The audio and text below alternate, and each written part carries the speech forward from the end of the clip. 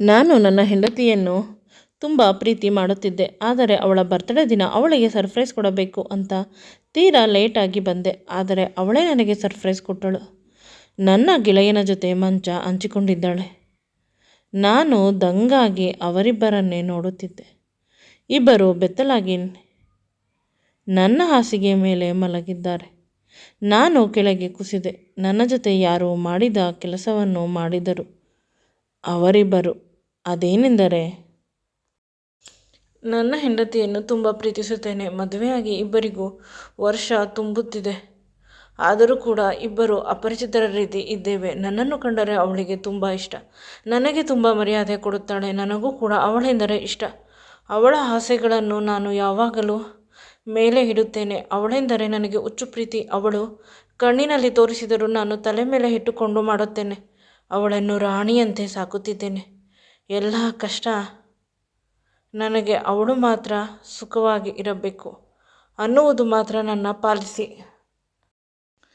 ಅಮ್ಮ ಹೇಳುತ್ತಾಳೆ, ಹೆಂಡತಿಯನ್ನು ಜಾಸ್ತಿ ತಲೆ ಮೇಲೆ ಇಟ್ಟುಕೊಳ್ಳಬೇಡ. ಅವಳು ನಿನಗೆ ಮರ್ಯಾದೆ ಕೊಡುವುದಿಲ್ಲ. ಆನಂತರ ಇಷ್ಟ ಬಂದ ರೀತಿ ಹಾಡುತ್ತಾಳೆ.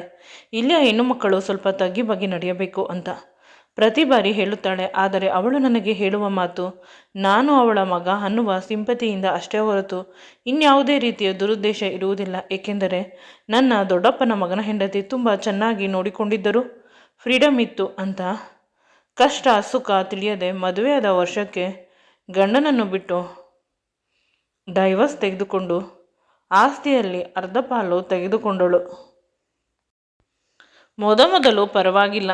ಇತ್ತೀಚೆಗೆ ನನ್ನ ಹೆಂಡತಿ ಅಮ್ಮ ಬಂದರೆ ಮುಖ ಸಿಂಡರಿಸಿಕೊಳ್ಳುತ್ತಾಳೆ. ಅವಳಿಗೆ ಇಷ್ಟವಾಗುವುದಿಲ್ಲ.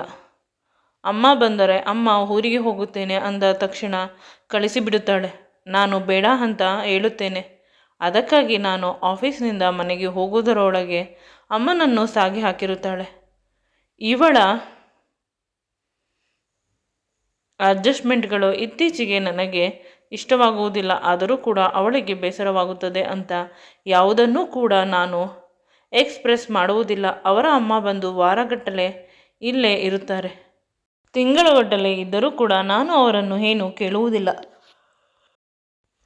ತುಂಬ ಚೆನ್ನಾಗಿ ನೋಡಿಕೊಳ್ಳುತ್ತೇನೆ. ಆದರೆ ಇವಳು ಅಂತ ತುಂಬ ದುಃಖವಾಗುತ್ತದೆ. ನನ್ನ ಹೆಂಡತಿಯ ಅಪ್ಪ ಅಮ್ಮನ ಅವಶ್ಯಕತೆಗಳನ್ನು ನಾನೇ ಪೂರೈಸುತ್ತಿರುವುದು. ಏಕೆಂದರೆ ಮಾವನಿಗೆ ಪೆನ್ಷನ್ ಬರುವುದಿಲ್ಲ, ತುಂಬ ಕಷ್ಟವಾಗುತ್ತದೆ ಅಂತ ಇವಳ ಜೊತೆ ಇವಳ ಇಡೀ ಸಂಸಾರವನ್ನು ಸಾಕುತ್ತಿದ್ದೇನೆ. ಆದರೂ ಕೂಡ ನನ್ನ ತಾಯಿಯ ವಿಷಯದಲ್ಲಿ ಈ ರೀತಿ ಮಾಡುತ್ತಾಳೆ. ಇದು ತುಂಬ ದುಃಖದ ವಿಷಯ. ಅದಲ್ಲದೆ ಅವರ ಅಮ್ಮ ಹೇಳುತ್ತಿದ್ದಳು, ನಮಗೆ ಕಾರು ಬಂಗಲೆ ಇರುವ ಸಂಬಂಧಗಳು ಬಂದಿತ್ತು. ಆದರೆ ನೀನು ಒಳ್ಳೆಯವನು ಅಂತ ಮದುವೆ ಮಾಡಿಕೊಟ್ಟಿದ್ದೇನೆ. ಅವಳನ್ನು ಸಾಕುತ್ತೀಯಾ, ಸರಿ ಹೋಗುತ್ತೀಯಾ ಅಂತ. ಆದರೆ ಮಕ್ಕಳಾದರೆ ನೀನು ಹೇಗೆ ನೋಡಿಕೊಳ್ಳುತ್ತೀಯಾ ಅಂತ ಹೇಳಿದಾಗ ನನ್ನ ಎದೆ ಗುಡುಗಿತು. ನನ್ನ ಹೆಂಡತಿ ತುಂಬ ಸುಂದರವಾಗಿದ್ದಳು. ಅವಳನ್ನು ಇಷ್ಟಪಟ್ಟು ನಾನು ಮದುವೆಯಾಗಿದ್ದು. ಅವರು ತುಂಬ ಬಡವರು. ಅವರ ಅಪ್ಪ ಅಮ್ಮ ಗಾರೆ ಕೆಲಸಕ್ಕೆ ಹೋಗುತ್ತಿದ್ದರು. ದಿನದ ಕೂಲಿ ಇವರ ಬದುಕಾಗಿತ್ತು. ಇವಳ ಸೌಂದರ್ಯಕ್ಕಾಗಿ ಮಾರು ಹೋಗಿ ನಾನು ಮದುವೆಯಾದೆ. ಆದರೆ ಮದುವೆಯಾದ ಸ್ವಲ್ಪ ದಿನ ತುಂಬ ಚೆನ್ನಾಗಿ ಇದ್ದಳು. ಯಾವಾಗ ಅವರ ಅಪ್ಪ ಅಮ್ಮ ಬರುವುದು ಜಾಸ್ತಿ ಆಯಿತು, ಆವಾಗ ಅವಳು ನನ್ನನ್ನು ದೂರ ಇಡಲು ಶುರು ಮಾಡಿದಳು. ನನ್ನ ಜೊತೆ ಜಗಳ ಮಾಡುವುದು, ಅವಳು ಕೇಳಿದ್ದು ತಂದುಕೊಟ್ಟಿಲ್ಲವಾದರೆ ರೂಮಿನ ಬಾಗಿಲನ್ನು ಹಾಕಿಕೊಂಡು ಒಬ್ಬಳೇ ಮಲಗುವುದು, ಇಷ್ಟು ಕಷ್ಟ ಕೊಡಲು ಶುರು ಮಾಡಿದಳು. ಮೊದಲು ಚಿಕ್ಕವಳು ತಿಳುವಳಿಕೆ ಇಲ್ಲ ಅಂತ ಅಂದುಕೊಳ್ಳುತ್ತಿದ್ದೆ. ಆದರೆ ಇತ್ತೀಚೆಗೆ ಅಮ್ಮ ಬಂದರೆ ಅಮ್ಮನಿಗೆ ಬೇರೆ ತಟ್ಟೆ ಇಡುತ್ತಾಳೆ ಊಟ ಮಾಡಲು. ಚೆನ್ನಾಗಿ ಮಾತನಾಡಿ ಅಮ್ಮನಿಂದ ಅವಳ ಒಡವೆಯನ್ನು ತೆಗೆದುಕೊಂಡು ಬಿಟ್ಟಿದ್ದಾಳೆ. ಮೊನ್ನೆ ಅವಳ ಅಪ್ಪ ಅಮ್ಮ ಬಂದಾಗ ನನಗೆ ತಿಳಿಯದೆ ಇವರೆಲ್ಲ ಅಮ್ಮನಿಂದ ಆಸ್ತಿಯನ್ನು ಬರೆಸಿಕೊಳ್ಳುವ ಪ್ರಯತ್ನ ಮಾಡಿದರು. ಆದರೆ ನಾನು ಇದನ್ನೆಲ್ಲ ತಿಳಿದು ಅವರನ್ನು ದೂರ ಇಟ್ಟೆ. ಅಂದಿನಿಂದ ನನ್ನ ಮೇಲೆ ಕೋಪ ಮಾಡಿಕೊಂಡಿದ್ದಾಳೆ.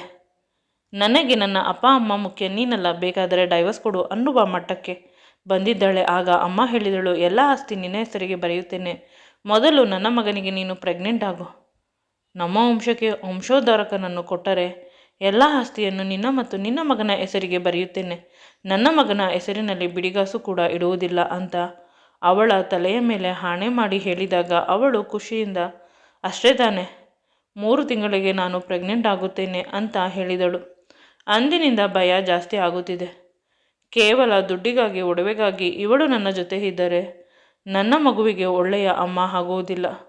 ಅವಳು ಹೇಳಿದ ಹಾಗೆ ಡೈವರ್ಸ್ ಕೊಟ್ಟು ಬಿಡೋಣ ಅಂತ ಮನಸ್ಸಿಗೆ ಒಂದು ಬಾರಿ ಬಂತು.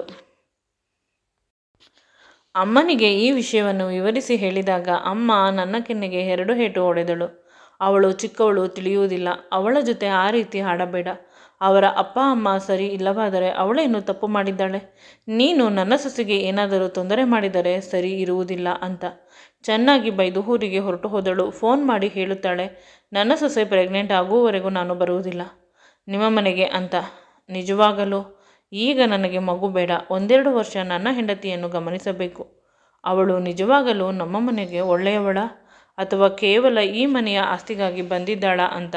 ಅದೆಲ್ಲಕ್ಕಿಂತ ಹೆಚ್ಚಾಗಿ ನಾನು ನನ್ನ ತಾಯಿ ಮತ್ತು ನನ್ನ ತಂದೆಗೆ ಊರಿನಲ್ಲಿ ಒಳ್ಳೆಯ ಹೆಸರು ಇದೆ, ಅದನ್ನೆಲ್ಲ ನಾನು ಉಳಿಸಿಕೊಳ್ಳಬೇಕು ಅಂತ ಯೋಚಿಸುತ್ತಿದ್ದೆ. ಆಗ ನನ್ನ ಯೋಚನೆಗೆ ತಕ್ಕಂತೆ ನನ್ನ ಆಫೀಸ್ನಲ್ಲಿ ಒಂದು ಹೊಸ ಆಫರ್ ನನಗಾಗಿ ಬಂತು. 3 ತಿಂಗಳು ಹೈದರಾಬಾದ್ನಲ್ಲಿ ಕೆಲಸ. ತುಂಬ ಒಳ್ಳೆಯ ಕೆಲಸ. ಆದ್ದರಿಂದ ನಾನು ಒಪ್ಪಿಕೊಂಡೆ. 3 ತಿಂಗಳು ಗ್ಯಾಪ್ ಆದರೆ ಎಲ್ಲ ಸರಿ ಹೋಗುತ್ತದೆ. ನಾನು ಇಲ್ಲಿ ಎಲ್ಲ ಅವರ ಅವಶ್ಯಕತೆಗಳನ್ನು ಪೂರೈಸುತ್ತಿರುವುದರಿಂದ ಅವರು ಆ ರೀತಿ ಆಡುತ್ತಾರೆ.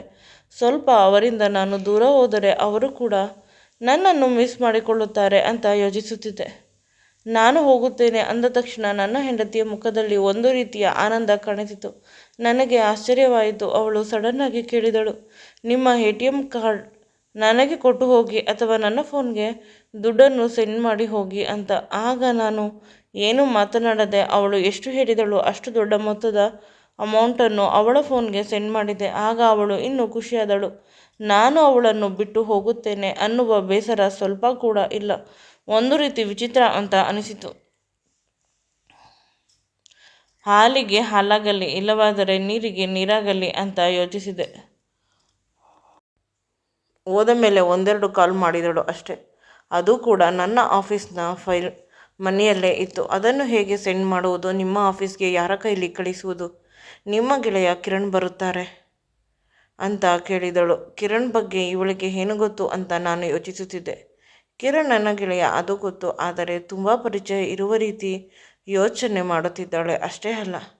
ಅವರ ಮನೆ ಅಡ್ರೆಸ್ ಕೂಡ ನನ್ನ ಬಳಿ ಕೇಳಿ ತಿಳಿದುಕೊಂಡಳು.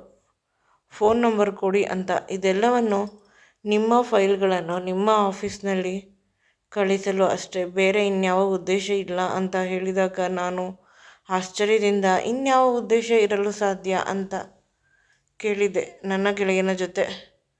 ಅವನು ತುಂಬ ಒಳ್ಳೆಯವನು. ಅವನ ಜೊತೆ ಸ್ವಲ್ಪ ಸ್ಮೂತಾಗಿ ಹ್ಯಾಂಡಲ್ ಮಾಡು, ನನ್ನ ಜೊತೆ ಇರುವ ರೀತಿ ಇರಬೇಡ ಅಂತ ಅವನು ಹೇಳಿದಾಗ ಆ ಕಡೆಯಿಂದ ಅವಳು ಜೋರಾಗಿ ನಕ್ಕಳು.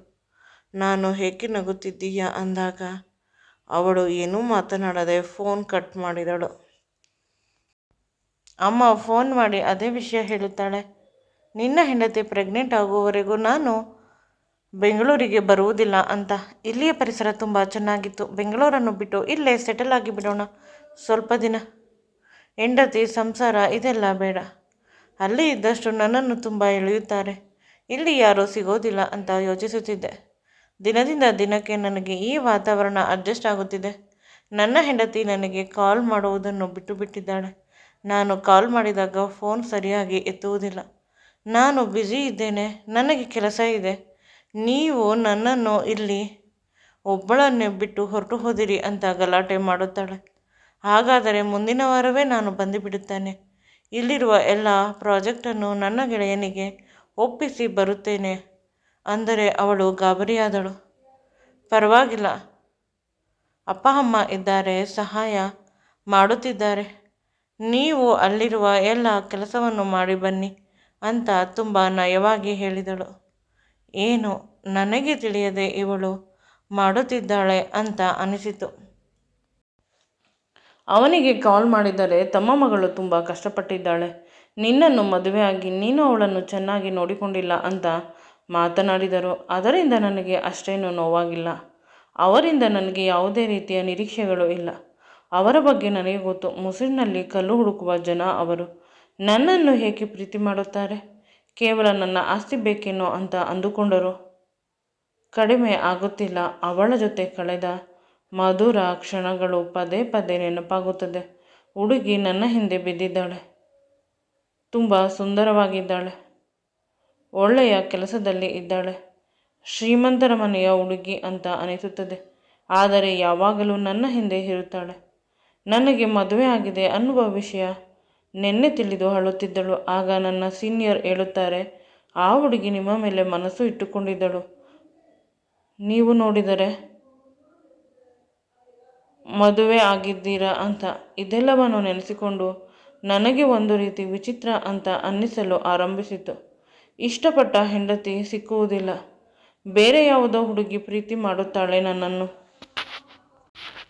ನನ್ನ ಗೆಳೆಯ ಕಿರಣ್ ಕೂಡ ಇತ್ತೀಚೆಗೆ ನನಗೆ ಫೋನ್ ಮಾಡುವುದಿಲ್ಲ. ಮೊದಲಾದರೆ ಫೋನ್ ಮಾಡುತ್ತಿದ್ದ. ಆದರೆ ಇಂದು ಯಾವಾಗಲೂ ಅವನ ನಂಬರ್ ಬ್ಯುಸಿ ಬರುತ್ತದೆ, ಇಲ್ಲವಾದರೆ ನಾಟ್ ರೀಚಬಲ್. ಏನು ಮದುವೆ ಆಗುತ್ತೇನೆ ಅಂತ ಹೇಳುತ್ತಿದ್ದ. ಹುಡುಗಿಯನ್ನು ನೋಡಲು ಹೋಗಿರಬಹುದು ಅಷ್ಟೇ. ಅವನ ನಂಬರ್ ಬ್ಯುಸಿ ಬರುತ್ತದೆ, ನಾಟ್ ರೀಚಬಲ್ ಬರುತ್ತದೆ. ಅವಳಿಗೆ ಫ್ರೆಂಡ್ಸ್ಗಳು ತುಂಬ. ಯಾವುದಾದರೂ ಫ್ರೆಂಡ್ಸ್ ಜೊತೆ ಮಾತನಾಡುತ್ತಿರುತ್ತಾಳೆ. ನೀನು ಏಕೆ ಅಷ್ಟೊಂದು ಅನುಮಾನ ಪಡುತ್ತೀಯ ಅಂತ ನನ್ನ ಮನಸ್ಸು ಕೂಗಿ ಕೂಗಿ ಹೇಳುತ್ತದೆ. ನನ್ನ ಮನಸ್ಸು ಇನ್ನೂ ಕೂಡ ಹೇಳುತ್ತದೆ, ಅವಳು ನಿನ್ನನ್ನು ತುಂಬ ಪ್ರೀತಿ ಮಾಡುತ್ತಾಳೆ. ನೀನು ಕೂಡ ಅವಳನ್ನು ಪ್ರೀತಿ ಮಾಡಬೇಕು, ಅವಳಿಗಾಗಿ ಸರ್ವಸ್ವವನ್ನು ಹೆರೆಯಬೇಕು ಅಂತ. ಅದೇನು ನಿನಗೆ ಅರ್ಥವಾಗುತ್ತಿಲ್ಲ ಅವಳ ಪ್ರೀತಿ ಅಂತ. ನನ್ನ ಮನಸ್ಸು ಅವಳ ಮೇಲೆ ಅನುಮಾನ ಪಡಲು ಬಿಡುತ್ತಿಲ್ಲ. ಆದರೆ ನಾನು ಅಷ್ಟೊಂದು ಕಾಲ್ ಮಾಡಿದರೂ ಕೂಡ ಅವಳು ಫೋನನ್ನು ಪಿಕ್ ಮಾಡುತ್ತಿಲ್ಲ. ಏನು ಮಾಡುವುದು ತಿಳಿಯುತ್ತಿಲ್ಲ. ನನ್ನ ಗೆಳೆಯರಿಗೆ ಹೇಳಿದೆ, ಮನೆಯ ಬಳಿ ಹೋಗಿ ಅಂತ. ನಿನ್ನ ಮನೆ ಬೀಗ ಹಾಕಿದೆ ಅಂತ ಹೇಳಿದರು. ನನ್ನ ಕಾಂಟ್ಯಾಕ್ಟ್ಗೆ ಯಾರೂ ಸಿಗೋದಿಲ್ಲ. ವಿಧಿ ಇಲ್ಲದೆ ನಾನು ಊರಿಗೆ ಹೋಗಬೇಕಿತ್ತು. ಸಡನ್ನಾಗಿ ಫ್ಲೈಟ್ ಬುಕ್ ಮಾಡಿದೆ. ಡಬಲ್ ರೇಟ್ ಆಯಿತು. ಪರವಾಗಿಲ್ಲ. ನನ್ನ ಹೆಂಡತಿಗೆ ಏನಾದರೂ ತೊಂದರೆ ಆಗಿರಬಹುದು. ಅವಳು ನನಗೆ ಅದನ್ನು ಮನಸ್ಸು ಬಿಚ್ಚಿ ಹೇಳುತ್ತಿಲ್ಲ. ಅವಳ ಅಪ್ಪ ಅಮ್ಮ ಏನಾದರೂ ಹೆಚ್ಚು ಕಡಿಮೆ ಮಾಡಿರಬಹುದು. ಒಂದೊಂದು ಬಾರಿ ಅವಳ ಅಪ್ಪ ಅಮ್ಮನನ್ನು ಕೂಡ ಅವಳು ಬೈಯುತ್ತಿದ್ದಳು ಅಂತ ಯೋಚಿಸುತ್ತಾ ಇದ್ದೆ. ಸಡನ್ನಾಗಿ ಮನಸ್ಸು ದುಃಖದಿಂದ ಕುಮಳುತ್ತಿತ್ತು. ಅವಳಿಗೆ ಏನಾದರೂ ತೊಂದರೆ ಆದರೆ ನಾನು ಹೇಗೆ ಬದುಕಲಿ? ನನ್ನ ಪ್ರಾಣ ನನ್ನ ಹೆಂಡತಿ ಅಂತ ಅನಿಸುತ್ತಿತ್ತು. ತುಂಬ ದುಃಖದಿಂದ ಭಾರವಾದ ಮನಸ್ಸನ್ನು ಹೊತ್ತುಕೊಂಡು ನಾನು ಬೆಂಗಳೂರಿಗೆ ಬಂದೆ. ನಾನು ಈ ರೀತಿ ಬಂದಾಗ ನನ್ನ ಹೆಂಡತಿ ಬರುತ್ತಾಳೆ, ನನ್ನನ್ನು ರಿಸೀವ್ ಮಾಡಲು ಅಂತ ಆಸೆ ಪಟ್ಟಿದ್ದೆ. ಆದರೆ ಇಂದು ಯಾರೂ ಕೂಡ ಇಲ್ಲ, ನಾನು ಒಬ್ಬನೇ. ಅದೆಲ್ಲವನ್ನು ಯೋಚಿಸುವ ಸಮಯವಿಲ್ಲ ಅಂತ ಮನೆಯ ಕಡೆ ಓಡಿದೆ. ಅಲ್ಲೇ ಇದ್ದ ಕ್ಯಾಬನ್ನು ಹಿಡಿದು ಮನೆಗೆ ಹೋಗುವವರೆಗೂ ಸಾವಿರ ಕೆಟ್ಟ ಆಲೋಚನೆ. ಈಗಲೂ ಫೋನ್ ಮಾಡಿದೆ, ಫೋನ್ ಪಿಕ್ ಮಾಡಿಲ್ಲ ಅವಳು. ನಿರಂತರವಾಗಿ ಫೋನ್ ಮಾಡುತ್ತಿದ್ದೇನೆ, ಅವಳು ಫೋನನ್ನು ಎತ್ತುತ್ತಿಲ್ಲ. ಗೇಟ್ ಕೀ ನನ್ನ ಬಳಿ ಇತ್ತು. ಗೇಟನ್ನು ತೆಗೆದು ಒಳಗೆ ಹೋಗಬೇಕಾದಾಗಲೂ ಕೂಡ ಫೋನ್ ಮಾಡಿದೆ. ಏಕೆಂದರೆ ಮನೆ ಒಳಗಡೆಯಿಂದ ಶಬ್ದ ಬರುತ್ತಿದೆ. ಯಾರೂ ಇಲ್ಲ ಅಂತ ಹೋಗುವ ರೀತಿ ಇಲ್ಲ. ನಿಧಾನವಾಗಿ ಕಿಟಕಿಯಿಂದ ನೋಡಿದಾಗ ನನ್ನ ಹೆಂಡತಿ ನನ್ನ ಗೆಳೆಯ ಕಿರಣ್ ಜೊತೆ ಬೆತ್ತಲಾಗಿ ಮಂಚವನ್ನು ಹಂಚಿಕೊಂಡಿದ್ದಾಳೆ. ಇಬ್ಬರು ತುಂಬ ಮಾದಕವಾಗಿ ಮಾತುಗಳನ್ನು ಆಡುತ್ತಿದ್ದಾರೆ. ನನ್ನನ್ನು ಅವಳು ಎಂದೂ ಕೂಡ ಇಷ್ಟೊಂದು ಪ್ರೀತಿ ಮಾಡಿಲ್ಲ. ಇಂದು ಪರಪುರುಷನ ಜೊತೆ ಅಷ್ಟೊಂದು ಮುದ್ದಾಗಿ ಸುಂದರವಾಗಿ ಬದುಕನ್ನು ಬದುಕುತ್ತಿದ್ದಾಳೆ ಅನ್ನೋದನ್ನು ನೆನೆಸಿಕೊಂಡು ನನಗೆ ದುಃಖವಾಯಿತು. ಬಾಗಿಲನ್ನು ತೆಗೆದು ಒಳಗೆ ಹೋದಾಗ ಅವಳು ನನ್ನನ್ನು ನೋಡಿ ಬೆಚ್ಚಿದಳು. ಆದರೆ ಕಿರಣ್ ಅವಳನ್ನು ಗಟ್ಟಿಯಾಗಿ ಹಿಡಿದುಕೊಂಡ. ನಂತರ ಅವಳಿಗೂ ಧೈರ್ಯ ಬಂತು. ಎಂದೂ ಕೂಡ ನಾನು ಕಿರಣನ್ನು ಬಿಡುವುದಿಲ್ಲ, ನಿನಗೂ ನನಗೂ ಸಂಬಂಧವಿಲ್ಲ, ನೀನು ನನ್ನ ಗಂಡನಲ್ಲ ಅಂತ ಅವಳು ಹೇಳಿದಾಗ, ನೀನು ಕೊಡದ ಸುಖವನ್ನು ಕಿರಣ್ ಕೊಡುತ್ತಿದ್ದಾನೆ ಅಂತ ಅವಳು ಹೇಳಿದಾಗ ನಾನು ಕೆಳಗೆ ಕುಸಿದೆ ದುಃಖದಿಂದ. ಅವರಿಬ್ಬರ ಬೆತ್ತಲೆಯ ಚಿತ್ರಣವನ್ನು ನೋಡಿ ನಾನು ಬೆಚ್ಚಿದೆ. ಅಂದರೆ ಇಬ್ಬರು ನನ್ನ ಕಣ್ಣ ಎದುರಿಗೆ ಒಬ್ಬರಿಗೊಬ್ಬರು ಅಂಟಿಕೊಂಡಿದ್ದಾರೆ. ಜನ್ಮ ಜನ್ಮದ ಅನುಬಂಧ ಇದು ಅನ್ನುವ ರೀತಿ ತೋರುತ್ತಿದೆ. ಆದರೆ ನನ್ನ ಭಾವನೆಗಳ ಜೊತೆ ಇವಳು ಏಕೆ ಆಟ ಆಡಿದಳು? ನನ್ನ ದುಡ್ಡು, ನನ್ನ ಆಸ್ತಿ, ಇಷ್ಟು ದಿನ ನಾನು ಸಂಪಾದನೆ ಮಾಡಿದ್ದು ಎಲ್ಲವನ್ನು ಬಾಯಿಗೆ ಹಾಕಿಕೊಂಡು ಅದೆಲ್ಲ ಹೋದರೆ ಹೋಗಲಿ, ನನ್ನ ಗೆಳೆಯನನ್ನೇ ಅವಳ ಪ್ರಿಯಕರನ್ನಾಗಿ ಮಾಡಿಕೊಂಡು ಈ ಕಡೆ ನನ್ನ ಗೆಳೆಯನನ್ನು ಕಿತ್ತುಕೊಂಡಳು ಅಂತ ಜೋರಾಗಿ ಅಳಲು ಶುರು ಮಾಡಿದೆ. ಆಗ ನನ್ನ ಗೆಳೆಯ ಹೇಳುತ್ತಾನೆ, ನಾನು ತುಂಬ ದಿನಗಳಿಂದ ನಿನ್ನ ಹೆಂಡತಿಗೆ ಕಾಳು ಹಾಕುತ್ತಿದ್ದೆ. ನೀನು ಅವಳ ಕಡೆ ಗಮನ ಸರಿಯಾಗಿ ಕೊಟ್ಟಿಲ್ಲ. ಆದ್ದರಿಂದ ಅವಳು ನನ್ನ ಕಡೆ ತುಂಬ ಈಸಿಯಾಗಿ ಬಿದ್ದಳು. ಆಗ ಗೆಳೆಯನ ಕುತ್ತಿಗೆಯನ್ನು ಹಿಡಿದುಕೊಂಡು ಅವನಿಗೆ ಹೊಡೆಯಲು ಹೋದಾಗ ನನ್ನ ಹೆಂಡತಿ ಬಂದು ತಡೆದು, ನೀನು ಯಾರೋ ಮೂರನೇ ವ್ಯಕ್ತಿ, ನಿನಗೆ ನಾನು ಡೈವರ್ಸ್ ಕೊಡುತ್ತೇನೆ, ದಯವಿಟ್ಟು ಹೊರಟು ಹೋಗು, ನಾನು ಇವನ ಜೊತೆ ಸುಂದರವಾದ ಬದುಕನ್ನು ಕಟ್ಟಿಕೊಳ್ಳುತ್ತೇನೆ, ಇಂದಿನಿಂದ ನನಗೂ ನಿನಗೂ ಸಂಬಂಧವಿಲ್ಲ ಅಂತ ಹೇಳಿ ಅವಳು ನನ್ನನ್ನು ಮನೆಯಿಂದ ಹೊರಗೆ ತಳ್ಳಿದಳು. ಮನೆಯ ಗೇಟಿಂದ ಹೊರಗೆ ನಾನು ಇನ್ನೇನು ಕೆಳಗೆ ಬೀಳಬೇಕು. ಅಷ್ಟರಲ್ಲಿ ಯಾವುದೋ ಒಂದು ಸುಂದರವಾದ ಕೈಗಳು ನನ್ನನ್ನು ಬಾಚಿ ಹಿಡಿದುಕೊಂಡೆವು. ಆ ಮನುಷ್ಯಳು ಯಾರೂ ಅಲ್ಲ, ನನ್ನ ಹೈದರಾಬಾದ್ನ ಆಫೀಸ್ನಲ್ಲಿ ಕೆಲಸ ಮಾಡುತ್ತಿದ್ದ ನನ್ನ ಸಹಪಾಠಿ. ತುಂಬ ಸಲ ನನ್ನನ್ನು ಪ್ರೀತಿ ಮಾಡು ಅಂತ ಪ್ರಪೋಸ್ ಮಾಡುತ್ತಿದ್ದ ಹುಡುಗಿ. ನೀನು ಹೇಗೆ ಇಲ್ಲಿ ಬಂದೆ ಅಂತ ಹೇಳಿದರೆ, ನಿಮ್ಮ ಹೆಂಡತಿಯನ್ನು ನೀವು ನೋಡಲು ಬಂದಿದ್ದೀರಾ ಅಂತ ತಿಳಿದು, ನಿಮ್ಮ ಹೆಂಡತಿ ನನಗಿಂತ ಸುಂದರವಾಗಿದ್ದಾರಾ ಅಂತ ನೋಡಲು ಬಂದೆ. ಆದರೆ ಇಲ್ಲಿ ಬಂದ ಮೇಲೆ ಅವರ ಮನಸ್ಸು ಮಾತ್ರವಲ್ಲ, ಅವರು ಕೂಡ ತುಂಬ ವಿಕಾರವಾಗಿದ್ದಾರೆ ಅಂತ. ಆಗ ಅವಳು, ನಿಮಗೆ ನಿಮ್ಮ ಹೆಂಡತಿ ಬೇಕಾ ಅಥವಾ ನಾನು ಬೇಕಾ ಹೇಳಿ, ನಿಮ್ಮ ಪ್ರೀತಿಯನ್ನು ತಿರಸ್ಕರಿಸಿ ಬೇರೆಯವರ ಜೊತೆ ಬದುಕನ್ನು ಹಂಚಿಕೊಂಡಿರುವ ಹೆಂಡತಿ ಬೇಕಾ ಅಥವಾ ನಿಮಗಾಗಿ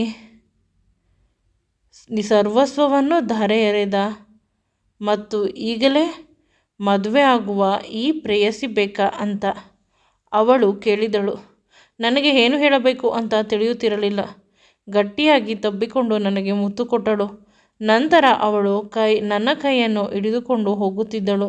ನಾನು ಹೊರಟೆ. ಮುಂದೆ ನಮ್ಮ ಬದುಕು ಸುಂದರವಾಗಿರುತ್ತದೆ ಅನ್ನುವ ನಂಬಿಕೆಯಿಂದ. ಈ ವಿಡಿಯೋ ನಿಮಗೆ ಇಷ್ಟವಾಗಿದ್ದಲ್ಲಿ ದಯವಿಟ್ಟು ನನ್ನ ಚಾನಲನ್ನು ಲೈಕ್ ಮಾಡಿ, ಶೇರ್ ಮಾಡಿ ಮತ್ತು ಸಬ್ಸ್ಕ್ರೈಬ್ ಮಾಡಿ. Thank you.